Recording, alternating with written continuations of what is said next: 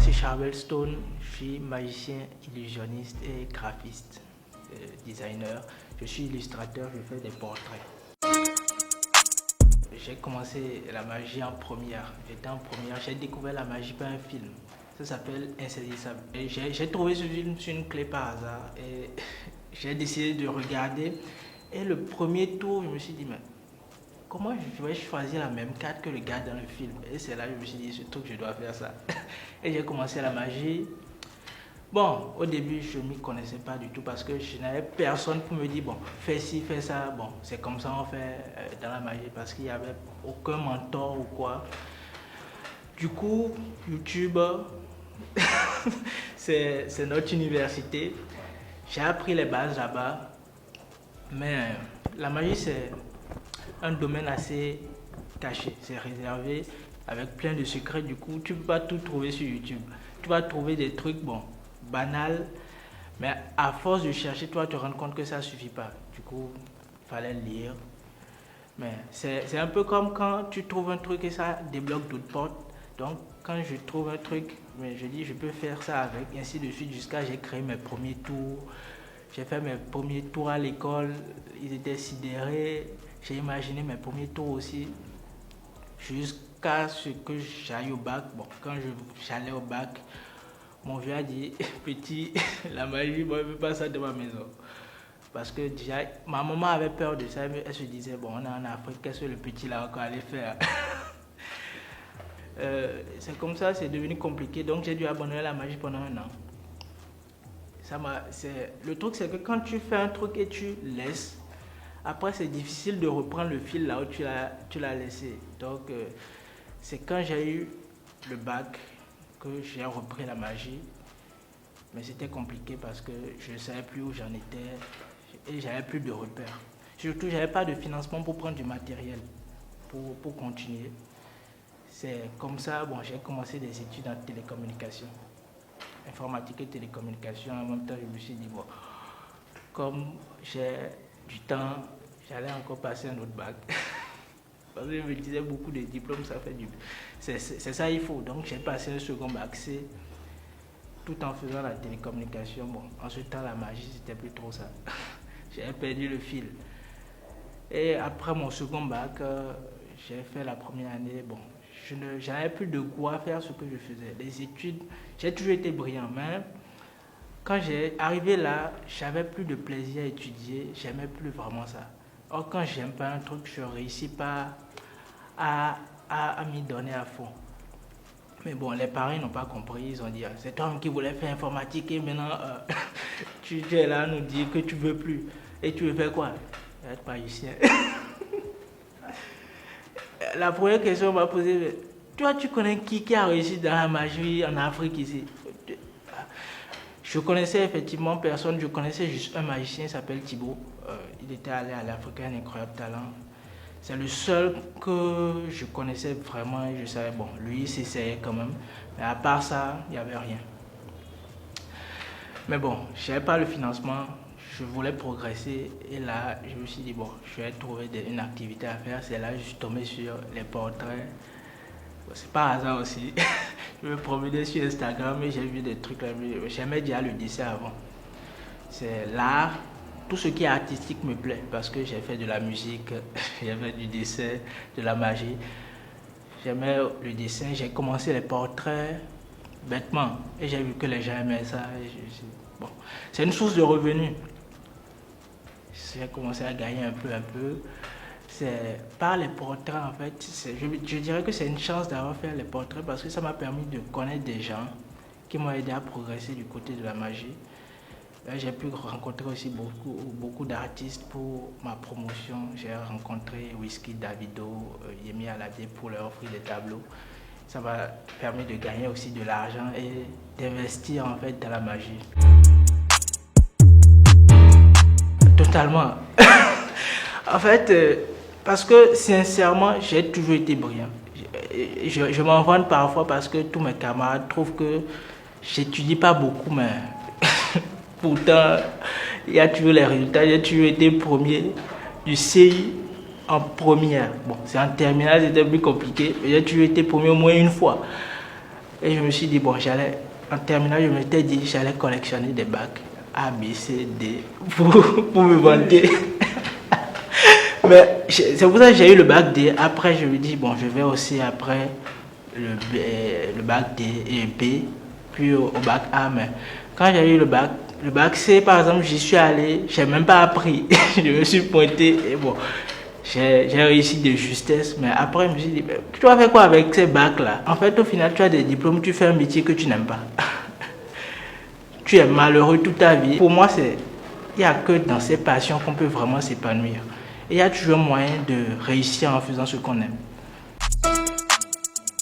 Mon rêve, c'est qu'un jour, la magie puisse être considérée un peu comme la musique, l'humour, tout ça là. Parce que je trouve que c'est un art assez complet.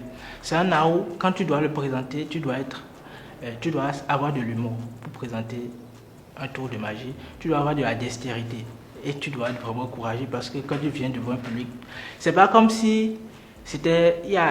En fait, il n'y a rien de magique dans la magie. Tout est du travail. Donc, j'aimerais bien qu'à un moment, les gens se disent, bon, c'est vraiment du travail et qu'ils considèrent ça au titre que les autres arts. Mais bon, c'est compliqué. Il faut travailler. Il faut travailler pour vulgariser ça, de sensibiliser les gens à la magie, de leur expliquer c'est pas sorcier. Et maintenant, quand des gens veulent aussi s'initier, bon, de leur montrer quand même le chemin, pas tout, en leur disant tout sur un plateau, mais de leur montrer le chemin. Oui, je pense avoir trouvé ma voie, c'est ce que j'aime. Est-ce que tu devais choisir entre les deux? Non, la magie. Le graphisme, c'est juste pour accompagner. Si je n'avais pas besoin de financement, je ne serais pas en train de faire du graphisme. Mais maintenant, je me suis dit, bon, je peux toutefois avoir une entreprise à côté. Donc, disons que c'est ma petite boîte à côté de la magie. Bon, pour la magie, c'est mon premier spectacle. Et mon premier gros spectacle. C'était au Concerto en 2017. C'était la nuit de la magie. Et j'avais jamais fait une scène du genre. On m'a dit, tu dois faire, on t'invite pour un spectacle, tu es magicien, fais-nous un truc. Et le pire, c'est que j'avais pas de matériel. Je devais ramasser des trucs que je trouve dans la vie courante et en faire un petit spectacle de 30 minutes environ. Quand j'ai fait le spectacle, mon premier numéro s'était foiré parce que le caméraman avait filmé sur mauvais angle, donc les spectateurs avaient tout vu. Pourquoi je suis fier de ce spectacle, c'est que juste mon second numéro, les gens tellement aimés, ils se disent mais comment le petit là peut nous faire des trucs du genre. Du coup, ils ont même oublié qu'ils avaient compris tout le premier numéro. Il y a des moments où vraiment tu es au fond du trou. Genre, tu es là, tu es chez toi, tu n'as rien à faire, tu ne vas plus à l'école, tu n'as pas de spectacle, personne ne t'appelle, tu n'as pas d'inspiration pour faire de vidéos et tu es là. Et tu dis, rien ma vie, je fais quoi de ma vie comme ça? Mais à ces moments, en fait, c'est à ces moments que tu dois te rappeler de pourquoi tu as commencé. Et pourquoi tu voulais aller aussi loin. C'est vrai, c'est vraiment difficile, surtout quand tu es là, il n'y a personne pour te soutenir et que tu n'as pas d'issue. C'est compliqué.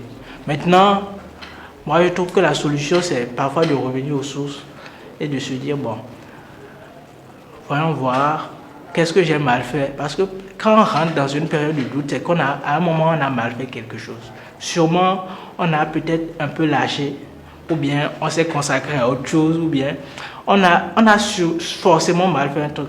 Il y a toujours des doutes, quel que soit ce que tu fais, à des moments, tu n'as plus d'issue. Il y a les portes qui sont fermées. À toi maintenant de trouver la meilleure formule pour te relancer. Il y a plusieurs autres passions que j'ai dû laisser tomber parce que au début, je voulais devenir footballeur. Et j'avais commencé une école de foot avant mon bac. Mais j'avais le choix entre continuer le foot ou la magie.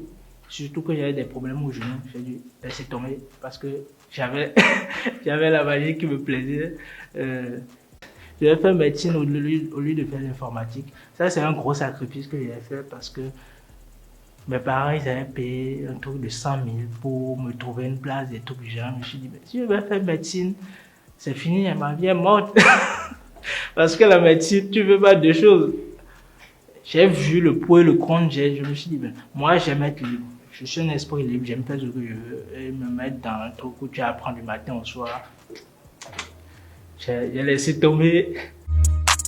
Le plus gros challenge, c'est de progresser sans avoir de mentor. De progresser sur un terrain où il n'y a aucune voie. Parce qu'aujourd'hui, c'est pas quelqu'un ne peut pas te dire, bon, c'est pas comme quand tu es artiste, tu as déjà un plan. Il y a déjà des gens qui ont réussi dans le domaine de la musique et tout. Donc, tu sais un peu comment ça marche, comment gagner ta vie en étant musicien. Mais quand tu fais de la magie, tu ne sais pas comment tu vas gagner ta vie. Tu te dis, bon, c'est vrai, les gens ils vont aimer mes tours, mais est-ce que c'est rentable de faire des tours aux gens et qu'ils aiment? Juste comme ça, tu ne peux pas gagner ta vie. Il faut trouver en fait un business model derrière ton art. C'est ça le plus difficile après le fait de trouver un mentor. Déjà, j'ai une question à poser à ceux-là. Est-ce qu'ils se voient dans 10 ans être en train de faire un métier qu'ils n'aiment pas? Se lever à 8 heures, revenir à 20 heures et finir à la retraite et demander des pensions de retraite à chaque fois et toujours avoir du mal à nourrir la petite famille. Pourquoi souffrir comme ça si tu peux faire ce que tu aimes et quand même réussir? Je trouve que c'est une vie monotone, c'est une vie de suivisme. Tout le monde est comme des moutons, on suit. Parfois, il faut pouvoir casser la routine et voir au-delà de ce que les gens voient. Si tout le monde devait faire ça, chercher un boulot, est-ce que quelqu'un serait en train d'écouter de la musique de quelqu'un? Est-ce que quelqu'un serait en train de rire sur un spectacle d'humour? Personne. Maintenant, c'est vrai, il faut suivre ses passions. Pourquoi? Parce que c'est la seule chose qui peut vraiment donner de l'épanouissement. Tu ne peux pas être épanoui si tu ne fais pas ce que tu aimes. Mais il faut se lancer, il faut vraiment se lancer. C'est vrai, on a peur, on se dit, bon, comment on va faire? Mais il faut se lancer après, on va réfléchir à comment on va faire. Il faut toujours se lancer parce que quand on se lance, en fait, on a à un moment, il y a forcément des portes qui s'ouvrent. C'est vrai, au début, on ne voit pas d'issue. Moi aussi, là où je suis, c'est pas comme si je sais exactement où je vais. Mais chaque jour qui passe, il y a forcément des portes qui s'ouvrent, il y a forcément un moyen de réussir. Dans tout ce qu'on fait, moi je me suis dit, dans tout ce que je vais entreprendre, même si j'aime manger, il y a forcément un moyen de gagner de l'argent en mangeant.